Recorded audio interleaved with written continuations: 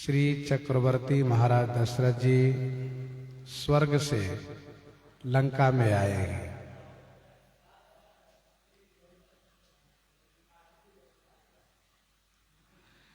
श्री राम जी को देखते ही उनके नेत्रों में जल भर आया। नेत्रों में अश्रु भरने का कारण यह है कि महाराज को वनवास के समय की वह सारी बातें याद आ गई और श्री कैकेयी ने जो कुछ कहा था श्री राम जी के संदर्भ में वह सब नेत्र के सामने दिखने लगा। भगवान श्री रामचंद्र जी श्री लक्ष्मण जी के साथ पिताजी को वंदन प्रणाम किए। श्री लक्ष्मण जी में पितृभक्ति है।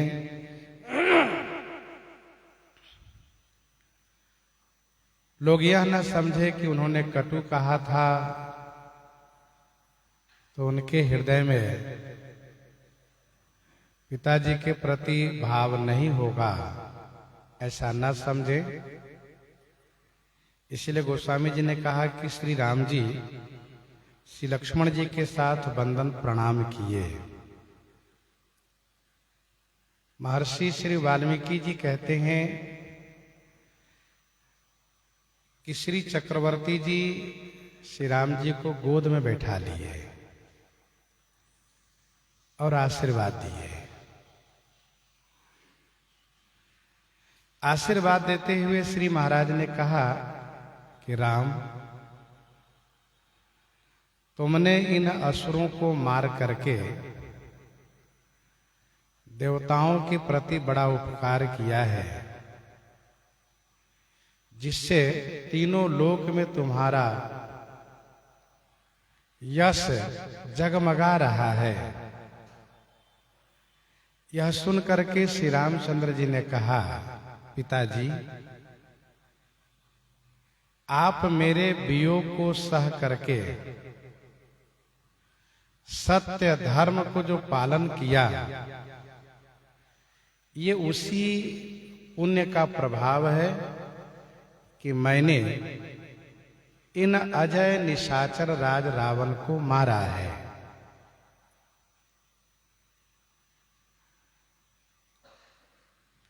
श्री राम जी ने जटायु जी से कहा था कि जो मैं राम तो कुल सहित कहीं दशानन आई।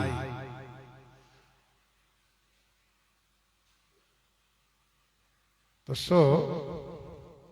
श्री राम जी ने स्वयं यहां पर पिताजी से कहा।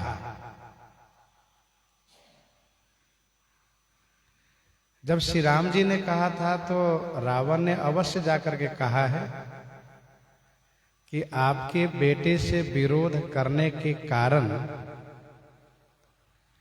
आज मेरा परिवार सब समाप्त हो चुका है, मैं भी मारा जा चुका हूं। यह अवश्य कहा होगा रावण। गोस्वामी जी यहां पर कहते हैं, जब श्री राम जी ने कहा कि ये आपके पुण्य का प्रभाव है, तो पुत्र श्री राम के वचन सुन करके श्री महाराज दशरथ जी में प्रीति अत्यंत बढ़ने लग गई। मानो प्रीति में बाढ़ आ गई। नेत्रों में जल भर आया और रोए खड़े हो गए।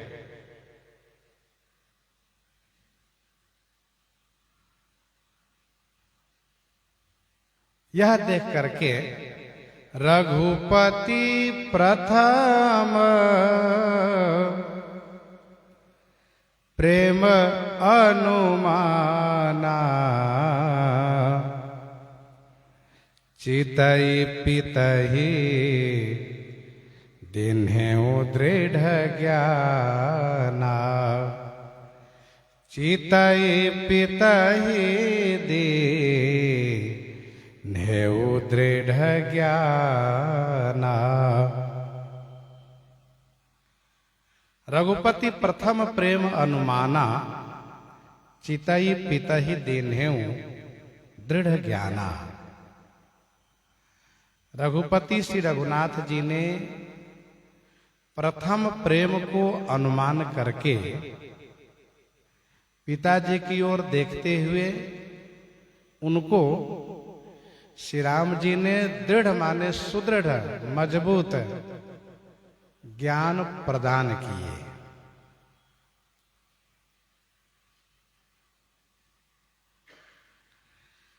रघुपति प्रथम प्रेम अनुमाना।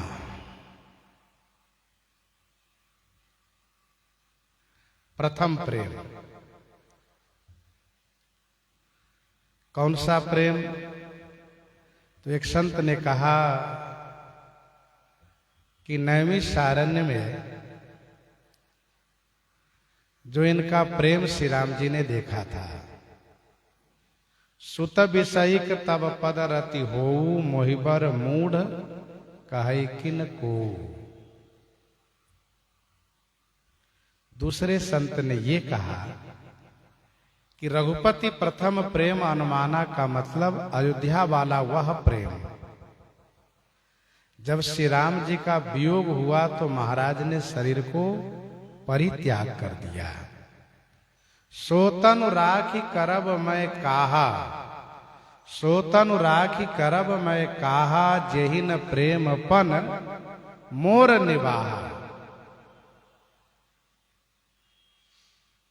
यह है अयोध्या जी वाला प्रथम प्रेम। वैसे महाराज में ये तीनों जगह प्रेम देखे गए। नैमिषारण्य में जब मनुतन में थे, श्री अयोध्या जी में जब श्री राजा दशरथ जी के तन में थे, और लंका में जबकि स्वर्ग से आप आए, मृत्यु उपरांत स्वर्ग से आप आए।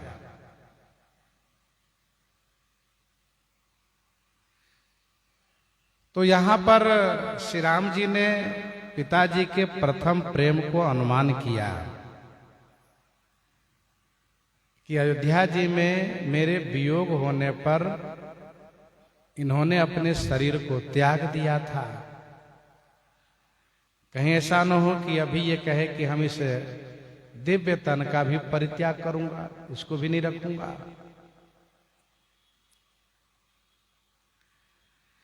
पिताजी में वात्सल्य प्रेम अपनी पराकाष्ठा पर है। श्री राम जी उस प्रेम पर रोक लगाते हुए दृढ़ ज्ञान प्रदान किए। वात्सल्य प्रेम के कारण श्री महाराज दशरथ जी श्री राम जी को अपना पुत्र मानते हैं, और पुत्र मानने के कारण ही श्री चक्रवर्ती जी में, श्री दशरथ जी में प्रेम बढ़ने लगा है कि मेरा पुत्र। अब श्री राम जी ज्ञान दे करके अपने स्वरूप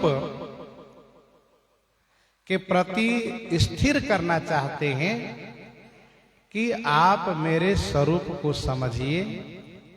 मैं आपका पुत्र होते हुए भी मैं सच्चिदानंद हूं, मैं सच्चिदानंद हूं,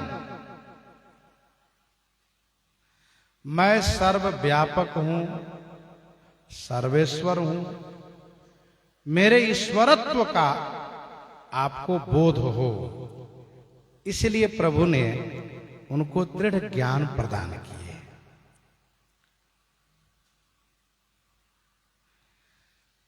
श्री दशरथ जी महाराज जब अयोध्या जी में थे तो कभी कभी वह ज्ञान आता था। जाकर नाम सुनत शुभ होई मोरे गृह आवा प्रभु सोई मोरे गृह आवा प्रभु सोई।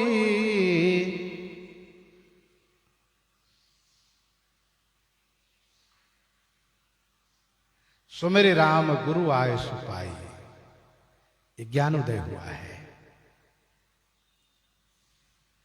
सुनहु राम तुम कह मुनि कहीं, राम चराचर नाय कहीं। लेकिन वह ज्ञान ठहर नहीं पाता था,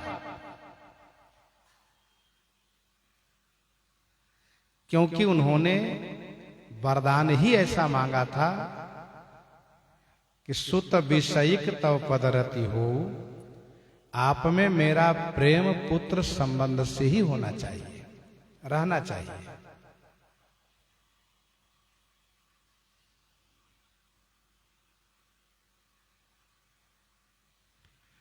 अब जबकि महाराज का वह पांच भौतिक शरीर नष्ट हो चुका है, समाप्त हो चुका है, दिव्य शरीर से स्वर्ग में रहते हैं, तो श्री राम जी ने इनको दृढ़ ज्ञान दिए।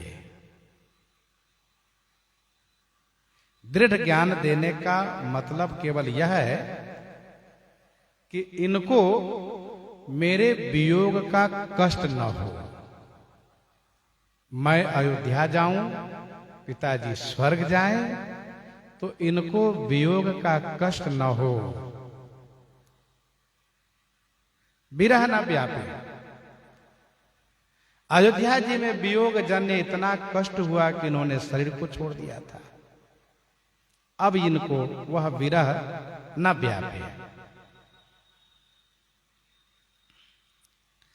श्री राम जी ने यहां पर देख करके ज्ञान दिया, कह करके नहीं। तारा को कह करके ज्ञान दिया। तारा विकल देखी रघुराया, दिन ही ज्ञान हरि लीन्ही माया। वचन द्वारा उनको ज्ञान दिए, यहां पर देख करके ज्ञान दिए। श्री राम जी देख के भी ज्ञान दे देते हैं, संकल्प से भी ज्ञान दे देते हैं, स्पर्श से भी ज्ञान दे देते हैं, और वचन से तो ज्ञान देते ही हैं।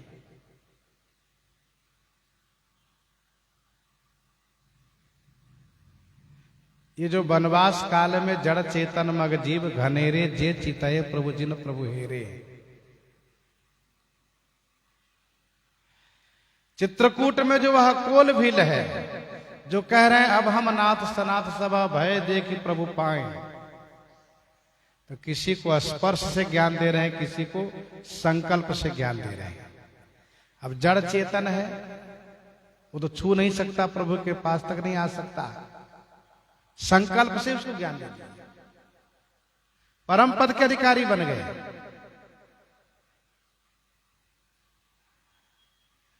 चित्रकूट में कोल भील स्पर्श कर रहे हैं, चरण छू रहे हैं, उससे ज्ञान उनको दे दिए। तो श्री राम जी तो ऐसे समर्थ प्रभु हैं कि जैसे चाहे वे वैसे ज्ञान दे सकते हैं। पिताजी को देख करके श्री राम जी ने दृढ़ ज्ञान दिए।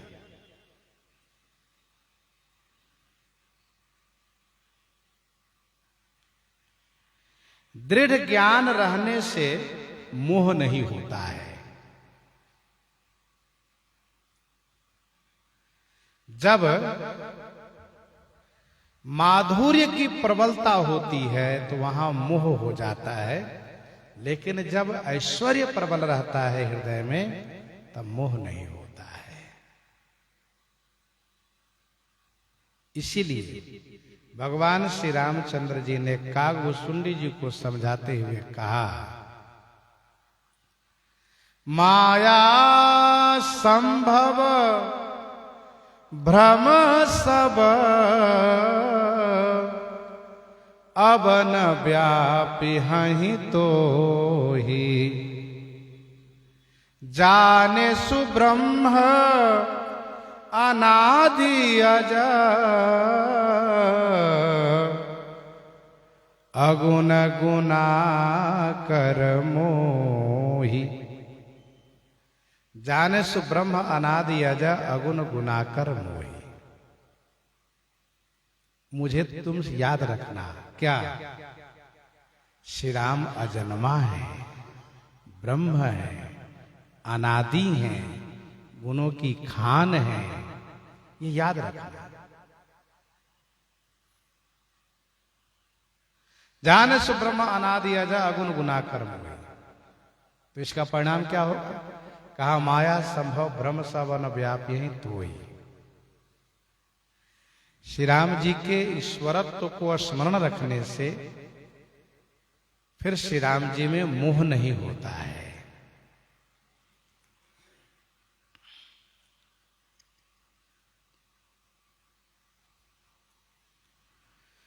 रघुपति प्रथम प्रेम अनुमाना, चितई पितहि दीन्हेउ दृढ़ ज्ञाना। ईश्वरत्व का ज्ञान दिए, अपने पर स्वरूप का ज्ञान कराए। नैमिषारण्य में मनु तन में इनको पर स्वरूप का ज्ञान था, लेकिन श्री अयोध्या जी में श्री दशरथ तन में वरदान के कारण वह ज्ञान दब चुका था, वात्सल्य प्रबल था। अब श्री राम जी ने पुनः पर स्वरूप का ज्ञान उनमें सुदृढ़ किया है।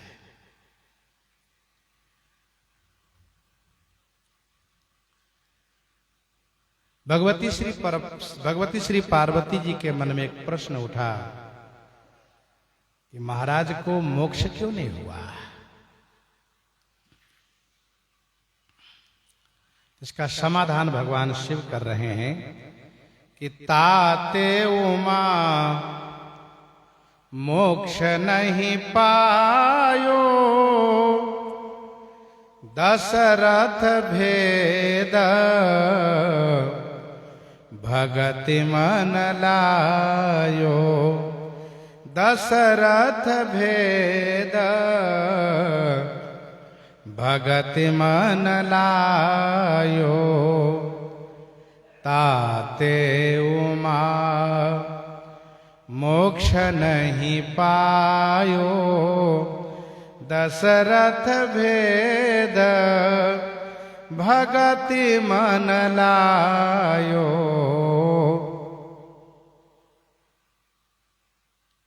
हे उमा, महाराजा श्री दशरथ जी ने भेद भक्ति में अपने मन को लगा रखा था। ताते माने इसीलिए उन्होंने मोक्ष नहीं पाया। ताते उमा मोक्ष नहीं पायो, दशरथ भेद भगति मन लायो।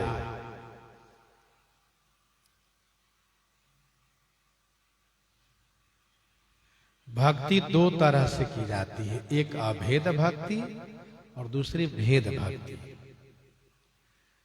अभेद भक्ति में अहम ब्रह्मास्मि का अनुसंधान होता है कि मैं ही ब्रह्म हूं।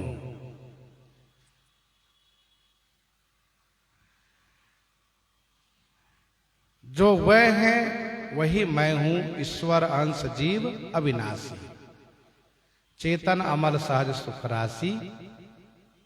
ये अभेद भक्ति में होता है। और भेद भक्ति में ये होता है कि मैं सेवक हूं, श्री राम जी मेरे स्वामी हैं।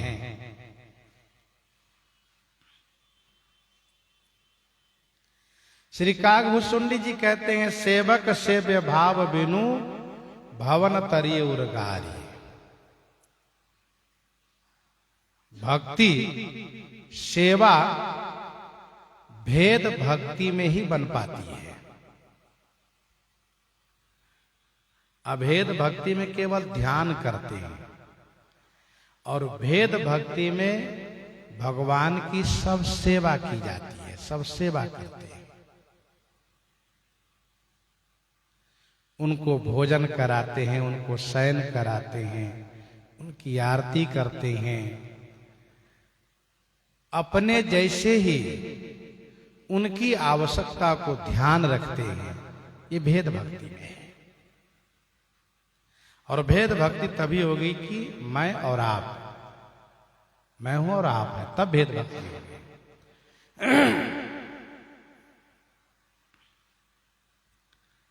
श्री दशरथ जी महाराज ने भेद भक्ति में अपने मन को लगाया है, इसीलिए उन्होंने मोक्ष नहीं पाया।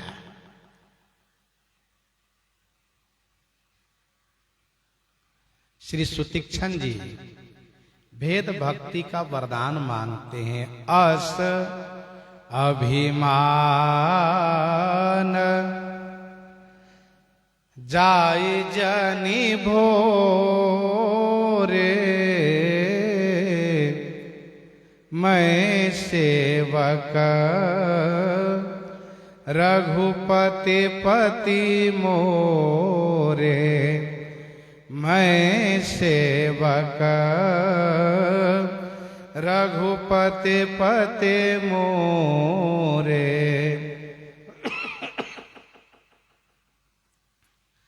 असाभिमान जाय जनि भोरे, मैं सेवक रघुपति पति मोरे।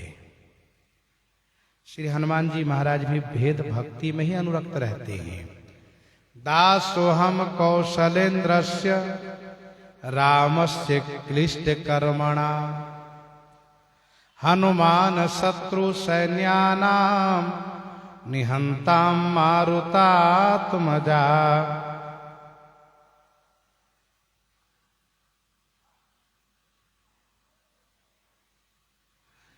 भेद भक्ति करने वाले की रक्षा भगवान स्वयं करते हैं।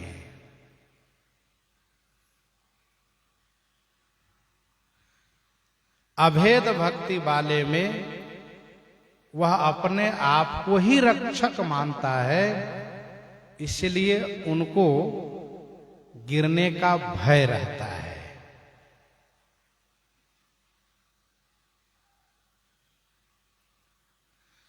जो ज्ञानिन कर चित अपहरई, जो ज्ञानिन कर चित अपहरई, बरियाई विमोह मन करई।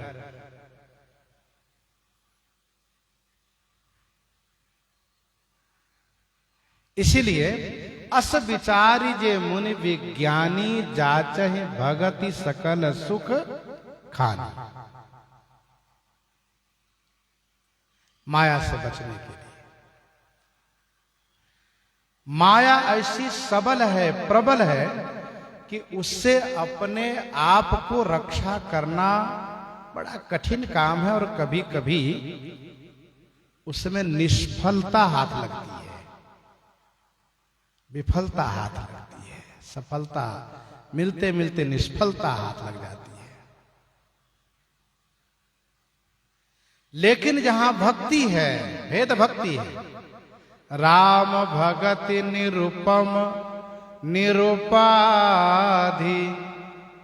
बसहि जासुर सदा अबाधि। तेहि बिलोकी माया सकुचाई, करि न सकई प्रभु करि न सकई कछु निज प्रभुताई।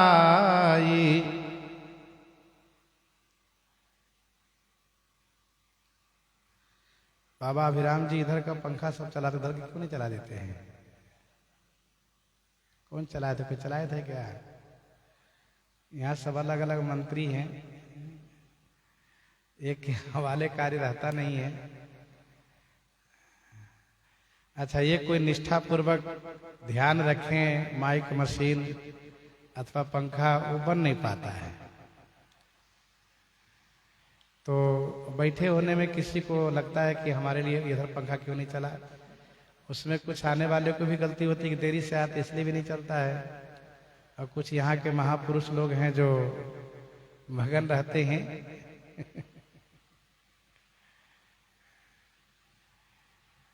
भाई हम लोग छावनी में रहे हैं, पढ़े हैं, तो वहां पर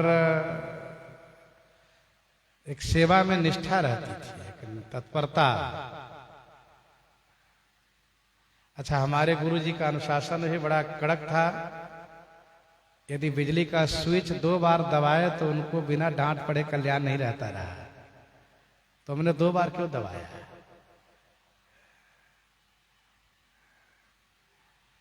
भाई पहले समझ लो, जान लो किस स्विच से पंखा चलेगा, किस बटन से बल्ब जलेगा। यहां तो हारमोनियम की पटरी तरह बजाने लगते हैं,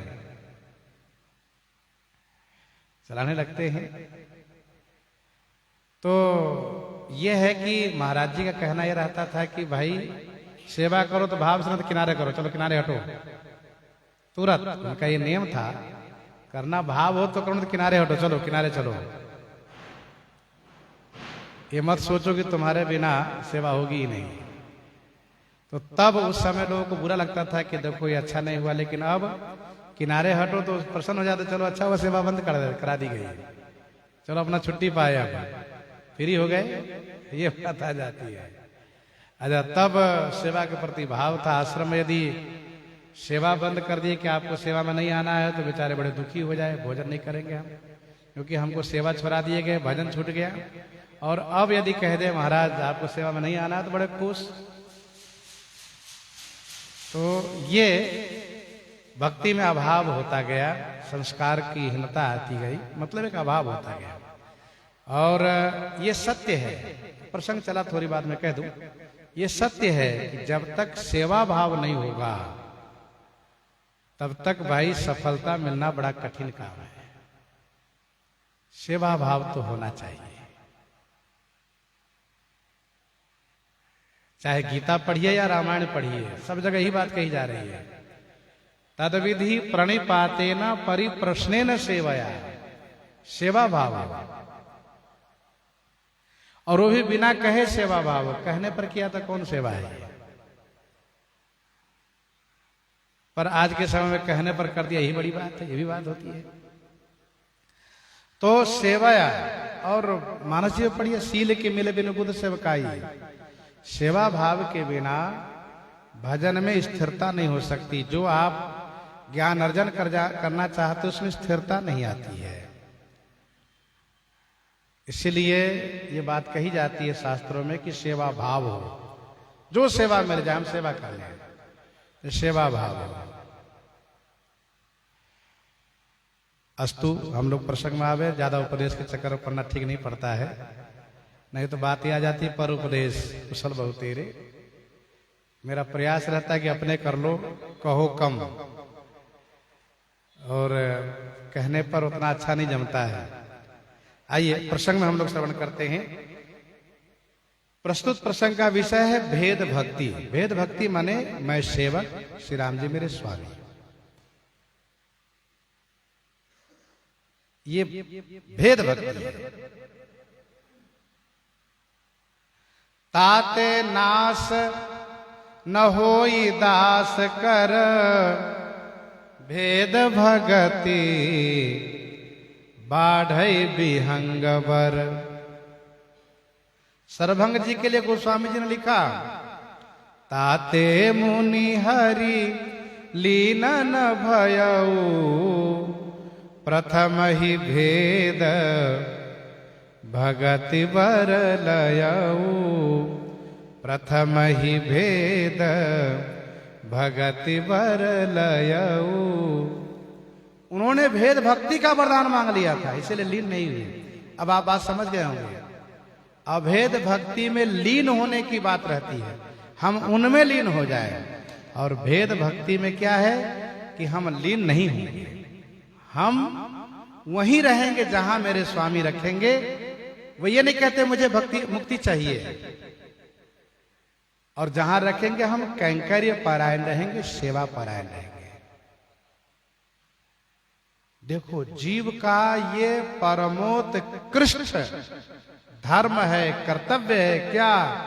भगवान की सभी सेवा में कुशलता पूर्वक, ईमानदारी पूर्वक तत्पर रहना चाहिए। मकारार्थो जीव सकल विधि कैंकर्य निपुण। भगवान की सब सेवा हम करें, ठाकुर जी की सेवा।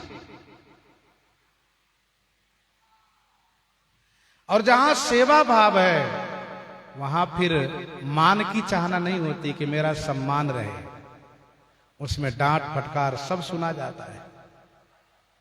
अच्छा, मेरी प्रशंसा हो यह भी अपेक्षा नहीं रखी जाती है। श्री लक्ष्मण जी सेवा कर रहे हैं, साथ में रह रहे हैं, और उन्हीं के सामने श्री हनुमान जी आते हैं तो कहते सुनो कपि जिए मानसी जनि ऊना और तय मम प्रिय लक्ष्मण ते दूना।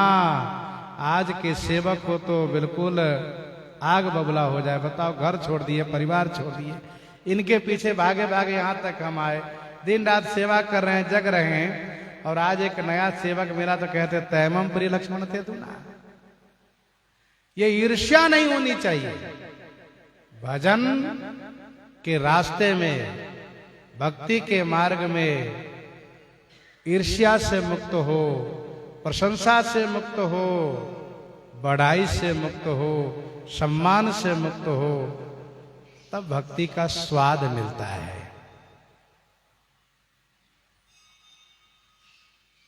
भक्तमालकार ने यूं ही नहीं कहा है कि बिनु भक्तमाल भक्ति अति दूर है। संतों के चरित्र सुनने से, भक्तों के चरित्र सुनने से पता चलता है कैसी दैन्यता होनी चाहिए। यहां पर हम लोग प्रस्तुत प्रसंग में श्रवण कर रहे हैं दशरथ भेद भगति मन लायो। श्री दशरथ जी ने अपना मन भेद भक्ति में लगा रखा था, और भेद भक्ति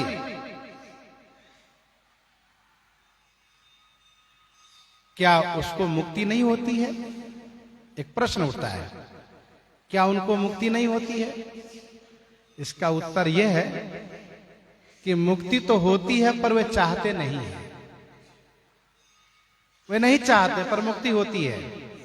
कैसे? सुनिए आगे की पंक्ति में। सगुनोपासक मोक्षन लेहि तिन्ह कह राम भगति निज देहि तिन्ह कह राम भगति निज देहि। सगुनोपासक मोक्ष न ले। जो सगुन उपासक हैं वे मोक्ष नहीं लेते हैं। क्यों नहीं लेते हैं? उनसे पूछिए तो वे कहते हैं मोक्ष लेने का मतलब क्या हुआ? समझे? मजदूरी लेना हुआ। भक्ति साधना हो गई और मोक्ष फल हो गया। इसीलिए वे कहते हैं कि हम मोक्ष नहीं लेते। तो क्या चाहिए आपको? सगुन उपासक कहते हैं कि हम तो भक्ति ही चाहते हैं, हम उपासना ही चाहते हैं।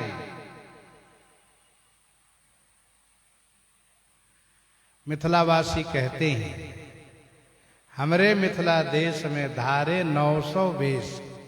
900 वेश का मतलब है दुल्हा वेश। हमारे मिथिला देश में धारे 900 वेश, ताते यही उपासना चाहिए हमें हमेशा।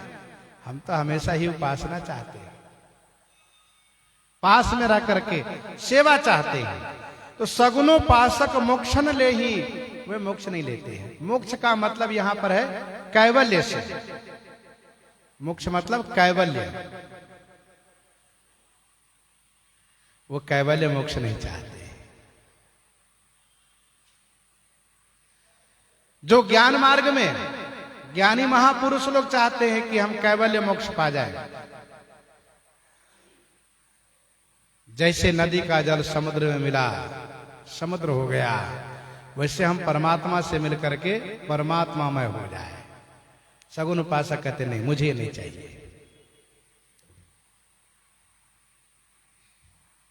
अच्छा, सगुन उपासक के पास मुक्ति आती है। राम भजत सोई मुकुति गोसाई अनैक्षित आवै बरियाई। अनिच्छित आवै बरियाई। जे मिथल बिनु जल रही न सकाई, क्या पानी बिना थल के ठहर पाया है? नहीं, यंत्र के द्वारा ऊपर ले जाइए, टंकी में रखिए, जहां उसको मौका मिला फिर नीचे आएगा। सूर्य अपने किरणों से पानी को ऊपर ले जाते हैं, मौका पाता है मेघ बन करके नीचे बरस जाता है। बिनु थल बिनु जल रही न सकाई, कोटि भांति को करे उपाय। तो बाबा ने कहा कि तथा मोक्ष सुख सुनु खगराई, रही न सकई हरि भगति बिहाई। मोक्ष सुख तो उन्हीं के चरणों में लौटता रहता है, और वो कहते हैं मुझे मोक्ष नहीं चाहिए, पर मोक्ष वाला सुख उनके चरणों में लौटता रहता है, वहीं रहता है।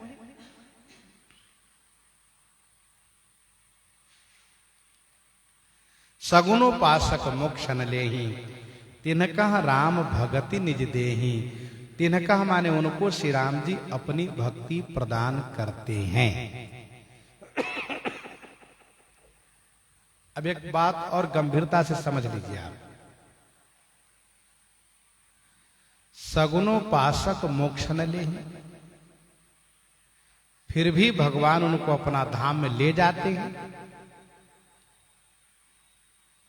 वे नहीं लेते हैं, नहीं चाहते हैं, लेकिन भगवान अपने धाम में ले जाते हैं।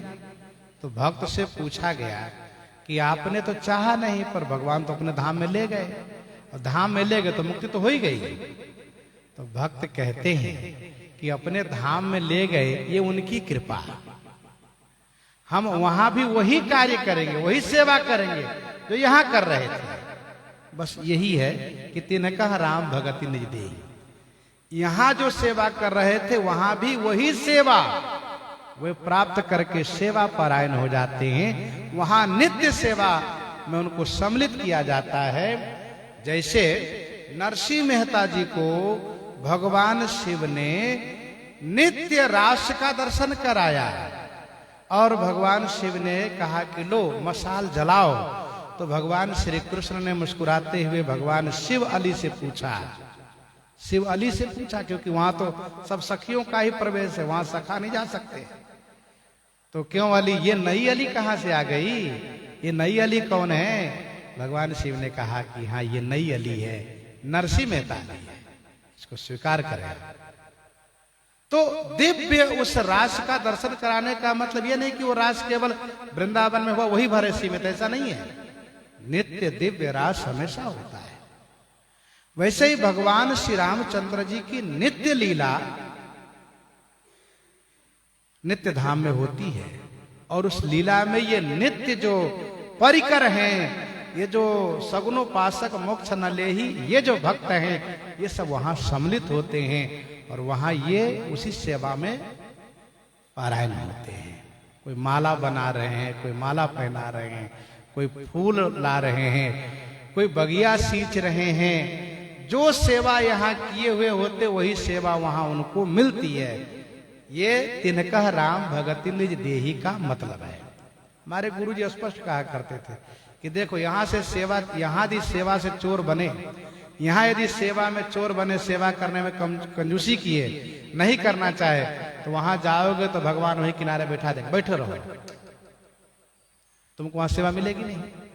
और जब वहां औरों को सेवा का सुख देखोगे और तुमको सेवा नहीं मिलेगी, तो मन में बड़ा कष्ट होगा कि बताओ हम बैठे यहाँ, अरे हम जल भी नहीं पिला सकते, हम उनकी कोई सेवा पंखा नहीं झेल सकते, चमन नहीं डोला सकते, उनकी आरती नहीं कर सकते, स्तुति नहीं गा सकते, क्योंकि भाई जब हम सेवा किए नहीं इसलिए सेवा यहां मिलेगी नहीं।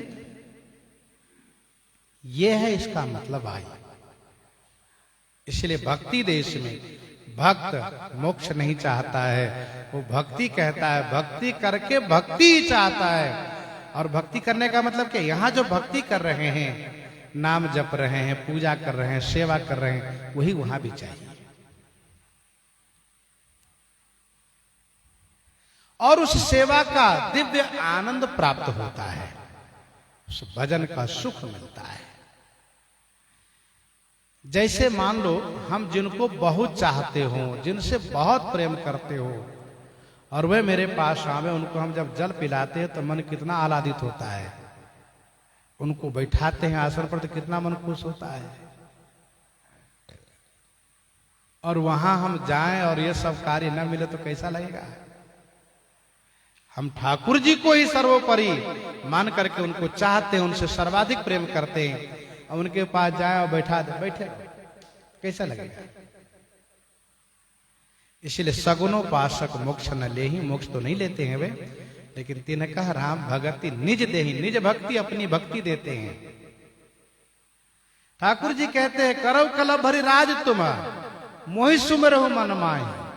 फिर क्या कहा, पुनिमम धाम पायम जहां संत सब जाहि। जहां संत बाबा लोग जाते हैं, ये सगुनोपासक बाबा लोग जहां जाते हैं वहां आना है, कैवल्य मोक्ष वाले के पास नहीं जाना है। तो मुक्ति तो है, पर मुक्ति में अंतर है। मुक्ति भक्ति वाली मुक्ति है, मुक्ति उसकी संज्ञा नहीं देते हैं, भक्ति है। अच्छा, भगवान के नित्य परिकर में रह रहे हैं, नित्य सेवा में रह रहे हैं, तो क्या होगा जब भगवान लीला के लिए यहां आएंगे तो कहेंगे चलो तुम भी, क्योंकि यहां जब आते हैं लीला करने के लिए तो उनकी नित्य लीला के प्रशिक्षित परिकर आते हैं। नए आएंगे तो क्या सेवा कर पाएंगे, उनसे क्या सेवा बन पाएगी। जो नित्य परिकर वाले हैं उनको सब मालूम है, कहना नहीं पड़ता है, सब नित्य धाम से आते। इसलिए भगवान जब लीला के लिए आते हैं श्री राम कृष्ण के रूप में, तो उनके नित्य धाम से नित्य परिकर आते हैं। और ये वही है, कौन, सगुनोपासक मोक्ष न लेहि तिनका राम भगति निज देहि। इस बात को समझिए, भक्ति में जो सुख है वो कैवल्य में सुख नहीं है।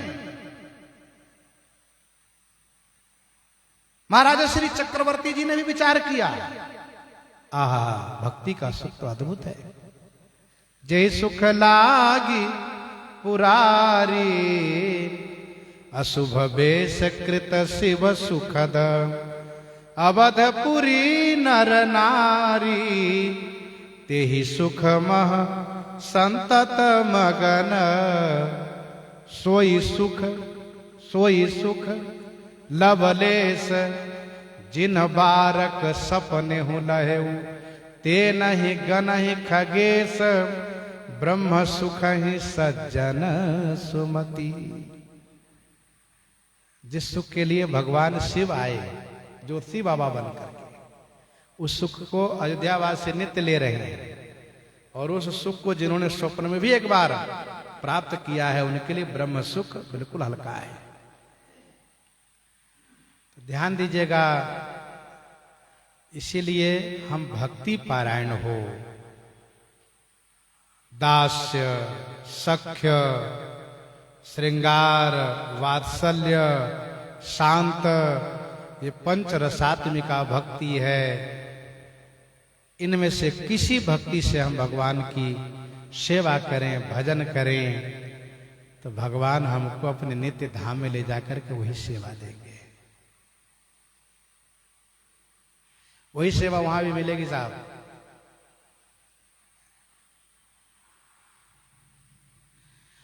और आनंद मिलेगा। तीन कहा राम भगत निज दे। श्री दशरथ जी महाराज को अब ज्ञान हो गया है, और उन्होंने लक्ष्मण जी से कहा, बेटा लक्ष्मण तुम बड़े भाग्यशाली हो, इनकी नित्य सेवा करना। ये संपूर्ण देवताओं के अधिपति हैं, ये सर्वेश्वर हैं। ये तो रावण को मारने के लिए मनुष्य रूप में छुपे हुए ब्रह्म हैं। इस तरह से श्री लक्ष्मण जी को समझाया महाराज ने।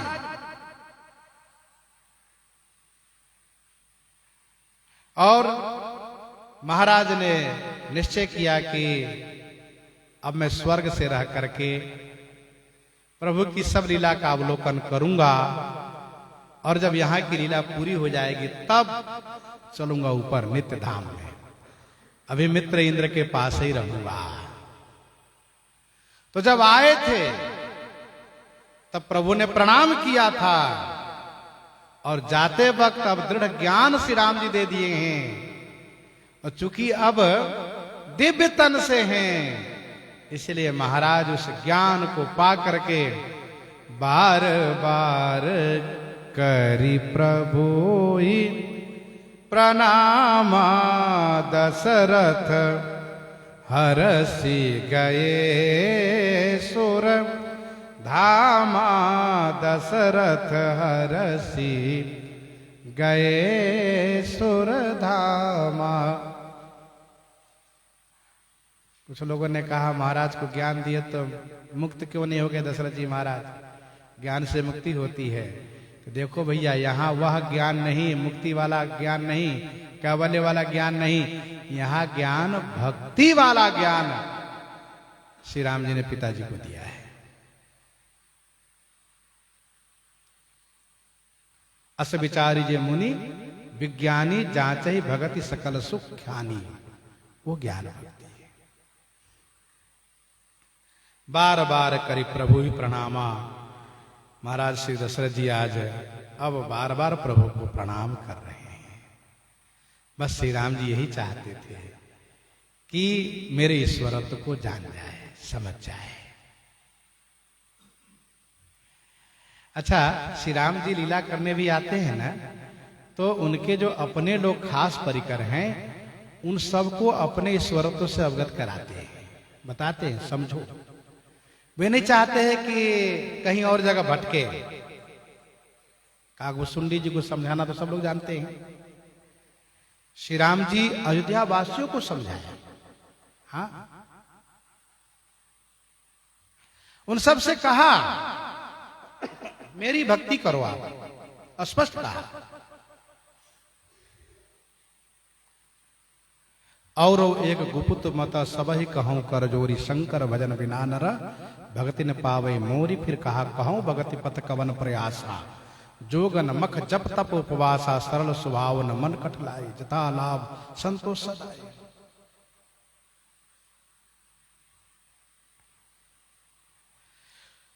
और श्री राम जी कौशल्या जी को अलौकिक ज्ञान दे रखे हैं पहले से ही।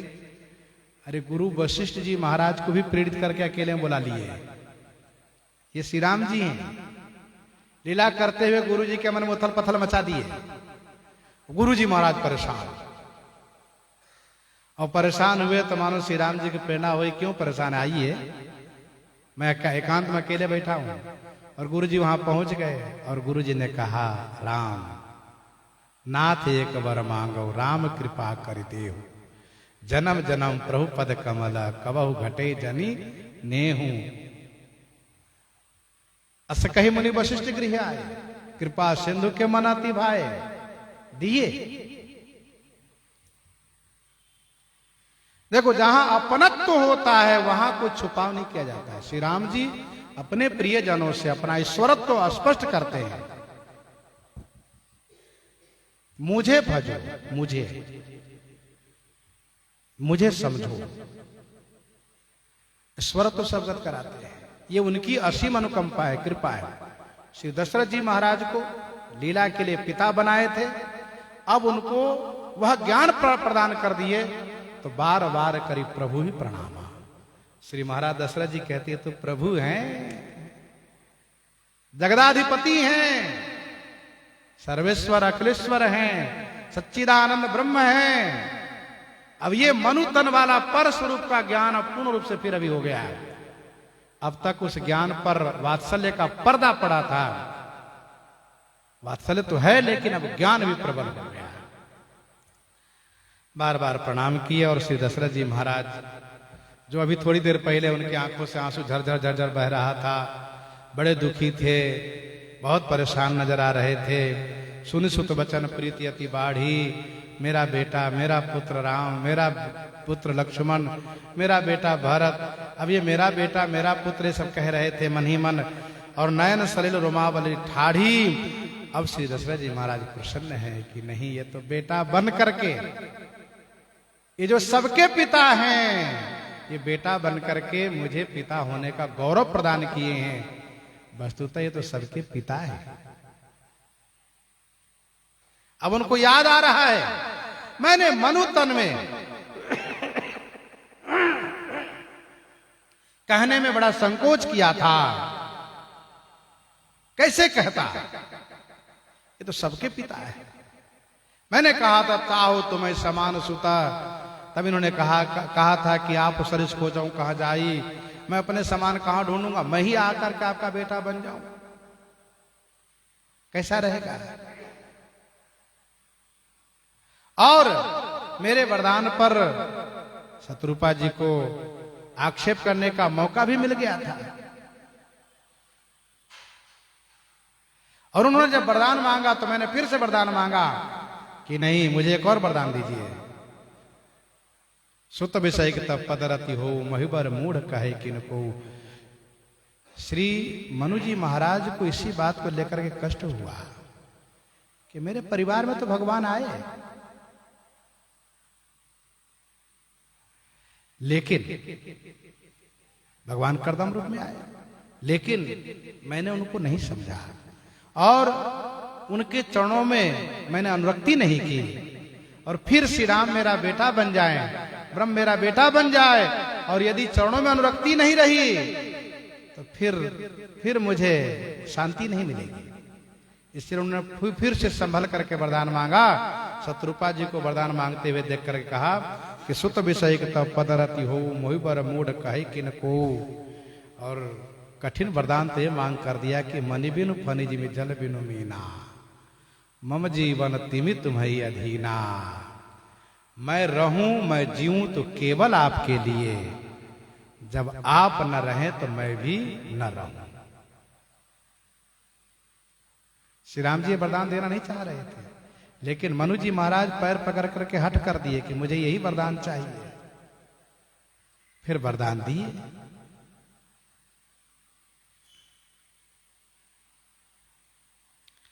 तो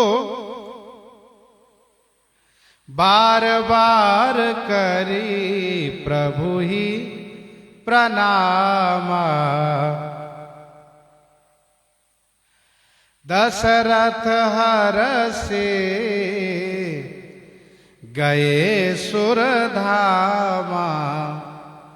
अब प्रसन्न होकर के श्री दशरथ जी महाराज सुरधाम चले गए। गोस्वामी जी कहते हैं श्री दशरथ जी महाराज के जाने के बाद अनुज जानकी सहित प्रभु कुशल कोसला धीस, शोभा देखी हरषि मन, स्तुति कर सुरईस। ध्यान दीजिएगा, श्री दशरथ जी महाराज न तो देवताओं के साथ आए थे और न देवताओं के साथ गए। आप स्वर्ग से उतर करके आए, दिव्यतन है ही, और यहां इंद्रादि देवता भी यही हैं, और महाराज चले गए।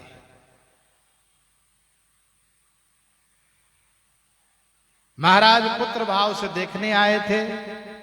श्री राम जी प्रणाम किए, महाराज आशीर्वाद दिए। जब इनका प्रेम बढ़ने लगा, आंखों में आंसू भर गया, तो श्री राम जी दृढ़ ज्ञान दिए, और श्री राम जी के स्वरत्व का ज्ञान हो गया, दृढ़ ज्ञान हो गया। अब ये ज्ञान चलायमान नहीं होगा। तो प्रसन्न होकर के बार बार प्रणाम करके स्वर्ग को चले गए। इधर देवराज इंद्र अनुज जानकी सहित प्रभु कुशल कोसलाधीश, अनुज और जानकी जी के सहित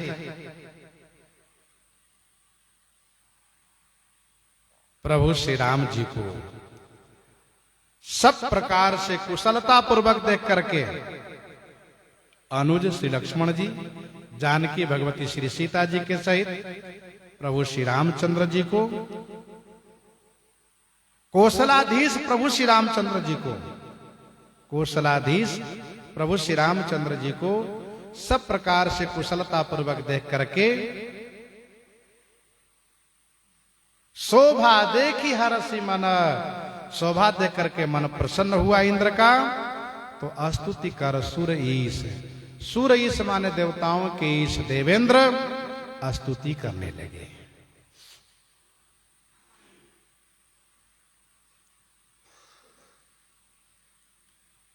देवराज इंद्र ने दर्शन किया। आहा, श्री लक्ष्मण जी भी कुशल हैं, किशोरी जी कुशल हैं, और कौशलाधीश प्रभु कुशल से हैं। अद्भुत तीनों की शोभा है। मन खुश हो गया देख करके, और हाथ जोड़ करके देवेंद्र स्तुति प्रारंभ कर दिए। कहने का भाव यह है कि देवराज इंद्र के मन में पहले संदेह था, क्या रावण के सामने इनकी कुशलता रहेगी, इस संदेह था। जिस प्रकार से विभीषण जी महाराज अधीर हो गए थे, रावण रथि विरथ रघुवीरा, देख विभीषण भयो अधीरा, वैसे देवताओं के सहित इंद्र भी अधीर हो गए।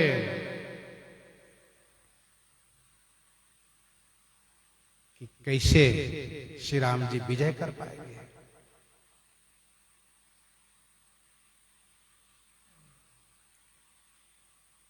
देवराज ने तुरंत, देवेंद्र ने तुरंत अपना रथ भेजा, मातली लेकर आए।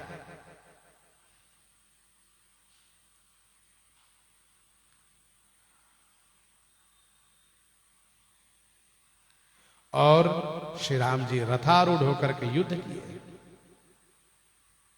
देवन प्रभु पयादे देखा, उपजा रति उरति छो विशेखा, वहां इंद्र भी थे और आज भी इंद्र हैं। मन में संदेह था कि क्या रावण को मारने में कुशलता रहेगी, कुछ हानि न हो जाए, कुछ नुकसान न हो जाए, डर लग रहा था। श्री सीता जी को, श्री लक्ष्मण जी को, श्री राम जी को कोई हानि न पहुंचा दे, कहीं ऐसा न हो कि तीनों में से एक न रह पावे, ये भी हो सकता है। मन में तमाम तरह के संशय हो रहा था, क्योंकि रावण महान पापी, महान दुष्ट था। लेकिन आज पूर्ण रूप से कुशलता पूर्वक देख करके, कहीं कोई घाव नहीं, कोई खरोच नहीं, तो शोभा देख करके इंद्र प्रसन्न हो गए, स्तुति करने लगे। जय राम शोभा धाम, दायक प्रणत विश्राम। प्रणत विश्रामदायक शोभा धाम, राम आपकी जय हो। प्रणत माने शरणागत को विश्राम देने वाले, शोभा के धाम श्री राम जी आपकी जय हो। जय राम शोभा धाम, दायक प्रणत विश्राम।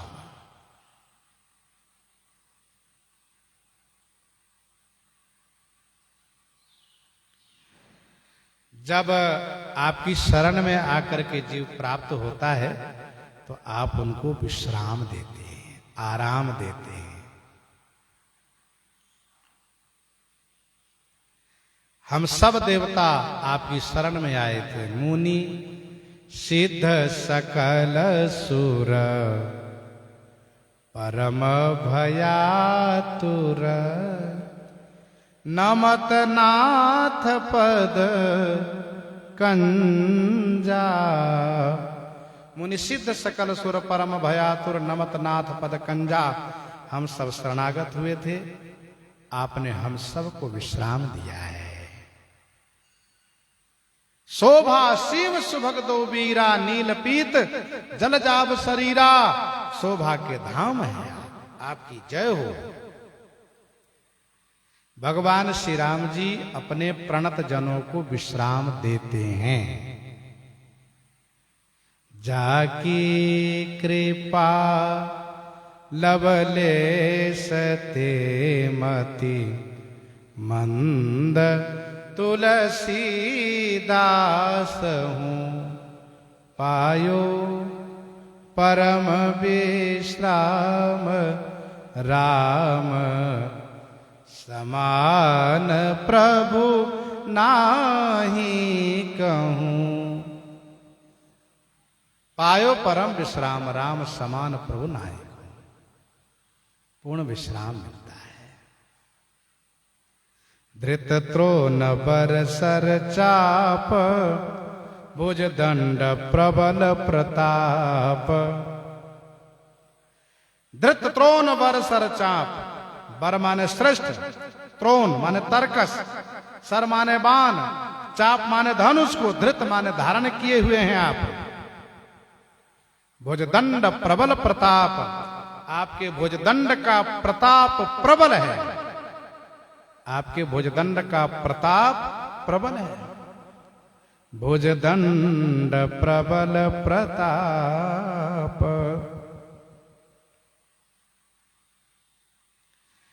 आप श्रेष्ठ तरकस धनुष बाण धारण किए हुए हैं। आपके भुजदंड प्रबल प्रताप से युक्त है। जिस रावण को वज्र चक्र भी कुछ नहीं कर पाया था, उस रावण को आपने इस प्रबल प्रताप वाले भुजदंड से मार गिराया प्रभु। जय दूस नारी खरारी, मर्दन निशाचर धारी। हे दूषण खर के अरी, दूषणारी माने दूषण के शत्रु, खरारी माने खर के शत्रु, आपकी जय होवे। आपने निशाचर धारी मर्दन, निशाचर धारी माने निश्चर समूहों को, मर्दन माने संहार किया है, नाश किया है। यह दुष्ट मारे ओ नाथ, भय देव सकल सनाथ। यह दुष्ट मार्यो नाथ, हे नाथ यह दुष्ट, इस दुष्ट को आपने मार दिया। सकल देव सनाथ भय। ध्यान दीजिएगा, अध्यात्म दृष्टि से यदि हम देखें तो हमारे आपके हृदय में मोह रावण है, जिससे सारी इंद्रियां त्रस्त है। अब इस मोह रावण को श्री राम जी जब मार देंगे, तभी इंद्रियों को भी सुख शांति मिलेगी।